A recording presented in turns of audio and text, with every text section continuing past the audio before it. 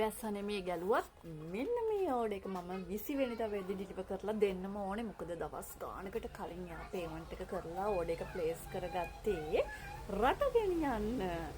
මේක බොක්ස් එක පුංචි වුණාට මේක ඇතුලේ තියෙන දේවල් නම් පුංචි නෑ.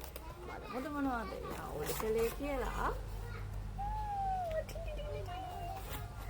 උඩින්ම තියෙනවා අපි ළඟ තියෙන සරම අයිටම් එක. සරම අයිටම් එක තමයි මේ තියෙන්නේ. මේ පෙපර් කැෂූ. මේ ඔක්කොම මේකේ තියෙන ඔක්කොම ග්‍රෑම් 250 පැක්ස් තියෙන. ඉතින් මේ පෙපර් කැෂූ එකත් ෆුල් නට් එකෙන් ග්‍රෑම් 250 පැක් එකක්. ඊළඟට තියෙනවා ඩෙවිල් කැෂූ ග්‍රෑම් 250 පැක්ස් එකයි දෙකයි මේක මෙහෙමම පෙන්නන්නද.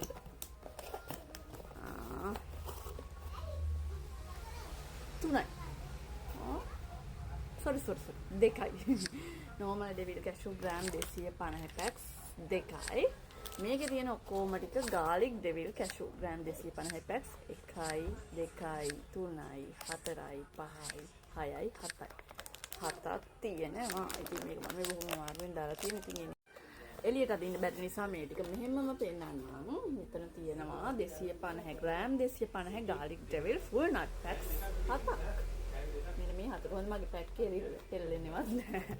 හරි. ඒකට අපි මෙන්න මේ පෙපර් කැෂූ එකයි normal ඩෙවිල් එකේ පැක්ස් දෙකයි මේ ඔක්කොම ඇඩ් කරලා 20 වෙනිදා වෙද්දී අපි එයාට ලැබෙන සලස්වන්න ඕනේ. කවුද එයා?